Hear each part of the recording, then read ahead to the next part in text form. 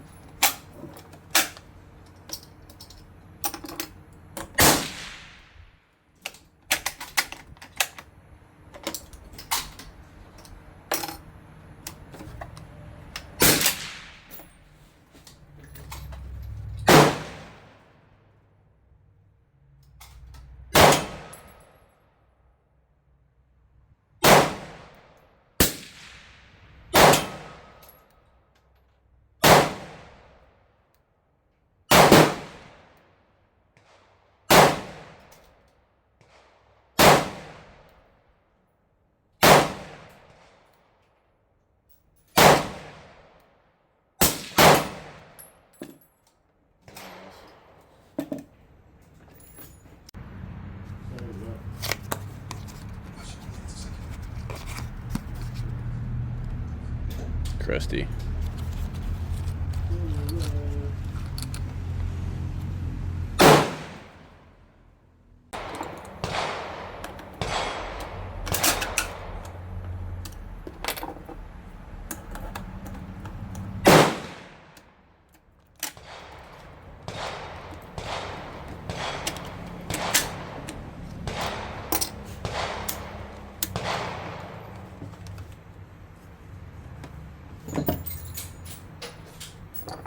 Bolt hold open is keeping this from going forward. A little sticky apparently.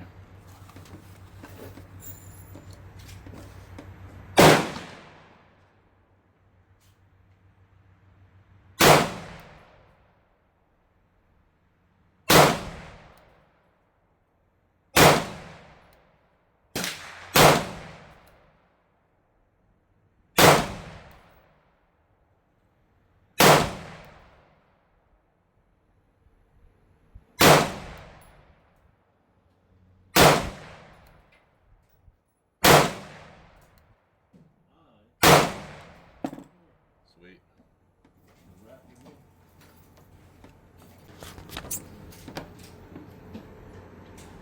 Gooey.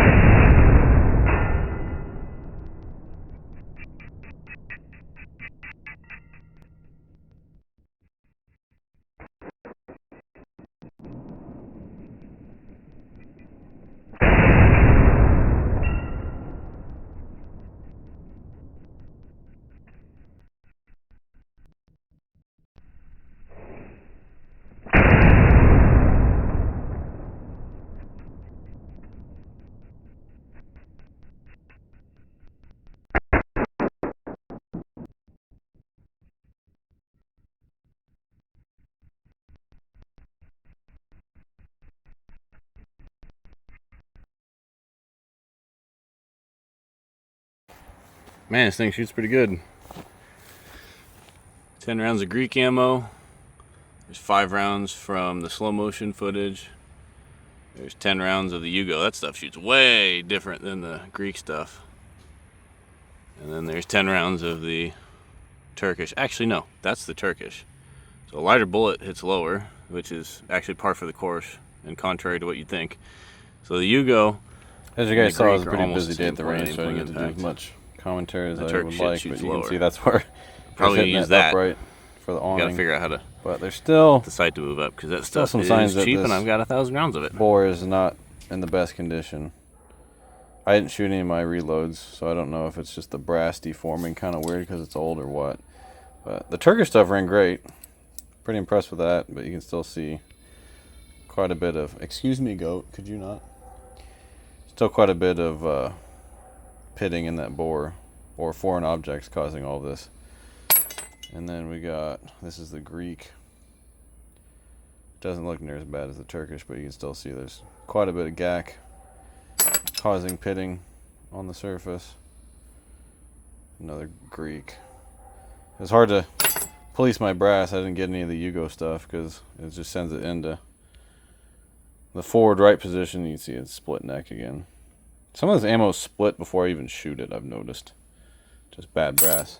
But it shoots the brass like 15 yards, the 1 o'clock position, and then just clean this thing out. The chamber's still got a bunch of nonsense in it. I don't know if it's just from the very sooty Turkish ammo or what, but gotta clean this thing every single time, and all I do with that is send this down the bore. To clean it out last night, I soaked it in Bore Bright. I've had this forever. Never really had a need for it. And then I used my drill and a 30 cal bore mop. Just put a little bit of Flitz polish on there. Polished up the bore, and as you see it, the gun runs 100% now, which is pretty cool. But yeah, you got to clean this thing every time because of how sooty and corrosive the ammo is. But she runs now. That's pretty neat. There's some gas leak by happening right there. See if I can wipe that off for you. This thing just leaks gas everywhere. It's pretty nasty. But yeah, I would not shoot this without eye protection. So that gas leaking through. But yeah, very, very dirty gun. But she runs now, so that's pretty neat. The last round hold open here is free to move, so I don't know why it's holding the bolt from letting me release the bolt. But the carrier has it, and then it doesn't at the same time. It's very weird. That latch right here is all that holds this bolt carrier to the dust cover. And on the last round, sometimes the bolt hangs up on that release, and it's like floating between being latched and the dust cover. So when I try and move the bolt, the whole thing's just locked together. So when I push down on the nose of this, or push down on this with the nose of a cartridge, the bolt slams forward, so it releases itself from here.